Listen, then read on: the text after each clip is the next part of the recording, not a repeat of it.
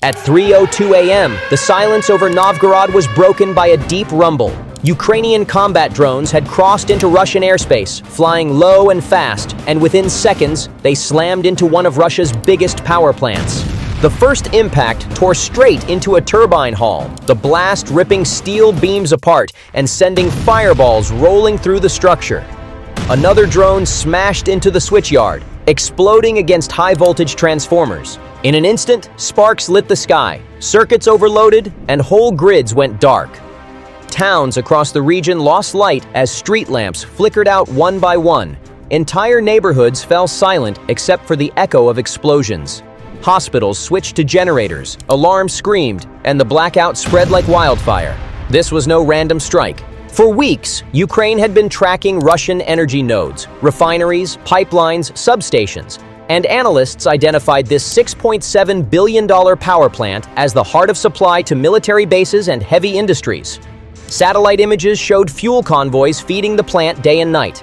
Russia believed its layered defenses could hold off any threat, with surface-to-air systems and fighters on standby. But the drones came in before alerts could even sound, slipping through radar gaps at the worst possible time. Kyiv had launched a mixed swarm, long-endurance drones guiding the strike and smaller explosive UAVs carrying the warheads. Russian defenders scrambled, but it was too late.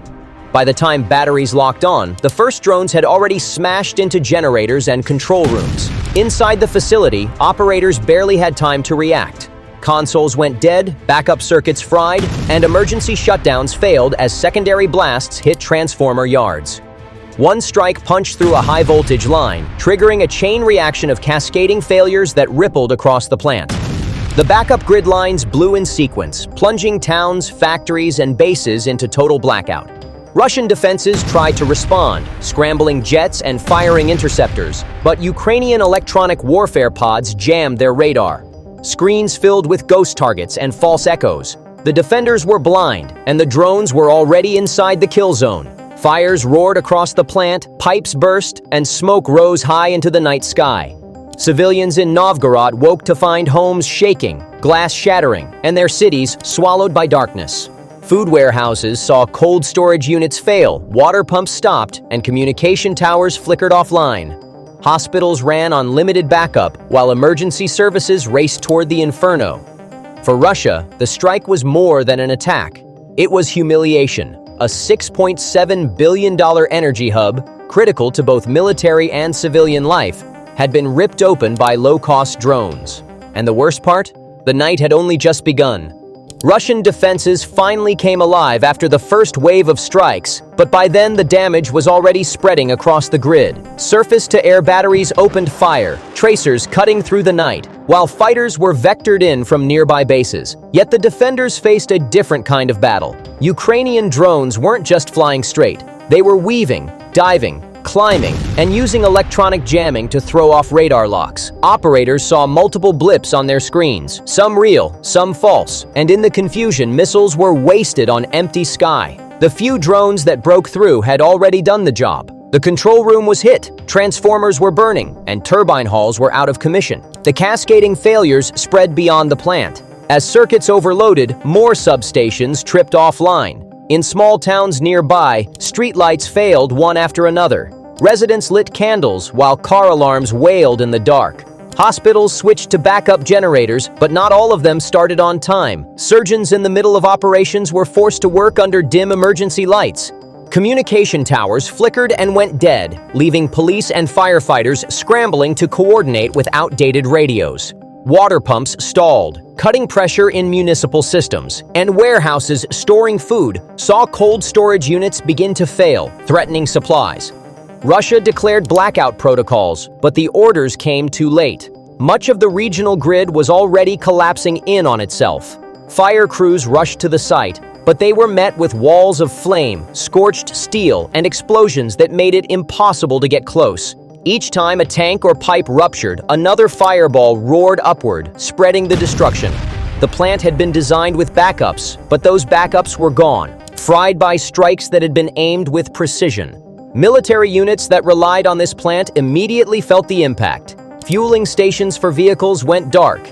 Heating units failed at bases where soldiers were stationed. Electronics in command centers sputtered as backup power flickered. Factories tied to military production were crippled, their machines useless without electricity. For a region that powered not only civilians but also Russia's war machine, the strike was devastating. Moscow's first response was political. State media called the attack a terrorist act, claiming Ukraine was targeting civilians. Officials vowed quick retaliation and promised that repairs were already underway. But satellite images told another story. Transmission towers had collapsed, switch yards were scorched black, and turbine halls were gutted by fire. Western analysts estimated billions in damages and weeks, if not months, of repairs. Global energy markets reacted instantly. Prices shifted, insurance for shipping near the Baltic spiked, and planners warned of ripple effects on supply lines. For Russia, the blackout wasn't just about darkness, it was about losing control. A single swarm of drones had shown the world that its energy backbone was vulnerable. The blackout spread far wider than Moscow first admitted. Entire districts of Novgorod were without electricity, and parts of St. Petersburg reported outages that lasted into the following day. Rail sidings near the plant caught fire when tanker cars full of fuel ignited, sending plumes of smoke into the night sky. Supply convoys had to halt, their engines cold, as fueling points went dark. In smaller towns, bakeries, shops, and water plants shut down, leaving residents waiting in long lines for basic supplies. Power lines sagged, transformers buzzed, and the ash of burned wiring drifted across roads like snow. Hospitals leaned on generators, but fuel shortages quickly became a problem. Food warehouses lost refrigeration, threatening tons of supplies. Emergency services tried to spread thin resources, but even their radios had reduced range without communication towers. Panic spread as rumors circulated of more strikes coming. Families crowded around candles, while officials ordered evacuations in neighborhoods near the power plant, fearing toxic smoke from burning chemicals. This wasn't just physical damage, it was psychological. People saw fire in the distance, heard the thunder of secondary blasts, and realized their government couldn't stop it. Russian military command scrambled to contain the fallout. Bases tied to the plant switched to battery power, and soldiers hauled fuel cans by hand to keep equipment running. Operations slowed. Electronic systems glitched. Heating units in winter quarters failed, forcing troops to huddle in cold barracks. For an army already stretched, the sudden loss of power was a blow that no statement on state TV could spin away. Moscow called it a terrorist act and vowed retaliation, but international markets reacted faster. Energy prices spiked, and insurance companies raised rates on Russian exports. Analysts predicted billions in losses, not just from repairing the plant, but from disrupted supply lines and crippled factories. Satellite photos and drone footage confirmed what Moscow tried to hide. Collapsed transmission towers, blackened switch yards, gutted control rooms, and scorched turbine halls. Engineers admitted off-record that repairs would take weeks, possibly months, with some equipment needing to be rebuilt entirely. In political circles, the attack was seen as Ukraine's message to Russia and the world. This wasn't just about cutting power, it was about showing that even with defenses, even with billions spent on protection, Russia's infrastructure could still be hit. Western analysts pointed out that this was economic warfare, a low-cost strike that produced outsized damage. For the cost of a handful of drones, Ukraine had forced Moscow to spend billions on repairs and exposed weaknesses in its energy network. The Kremlin's response was to increase rhetoric, claiming they would rebuild quickly and punish Kiev. But inside Russia, citizens were angry, cold, and afraid. And in Kiev, officials celebrated quietly, knowing the strike had sent a signal far louder than words. By the time daylight broke, the scale of destruction was undeniable. Satellite images showed the entire facility crippled, turbine halls gutted by fire, transformer yards reduced to twisted steel, and control rooms blackened beyond repair. Drone footage captured scorched earth stretching for acres, with smoke still rising in heavy black columns visible for miles. Restoration crews were rushed in under military guard, but many admitted the task was overwhelming. Flooded basements shorted out backup systems. Burned-out switchgear meant whole sections had to be replaced, not repaired. Engineers estimated that even partial recovery could take weeks, and full restoration might drag on for months. Convoys that once relied on direct fueling at the site were rerouted to distant depots, adding hours to supply runs and increasing the risk of further Ukrainian strikes. For the Russian military, logistics suddenly became fragile. Tanks, aircraft, and transport vehicles needed steady power and fuel, and now every delivery was slower, more vulnerable, and more costly. For Moscow, this was more than a blackout. It was a humiliation. State television downplayed the attack, calling it sabotage, a technical malfunction, and promising fast repairs. But the footage flooding online told a different story. Flames illuminating the night sky, explosions ripping apart billion-dollar infrastructure, and entire cities sitting in darkness. The world saw the truth before Moscow's censors could spin it.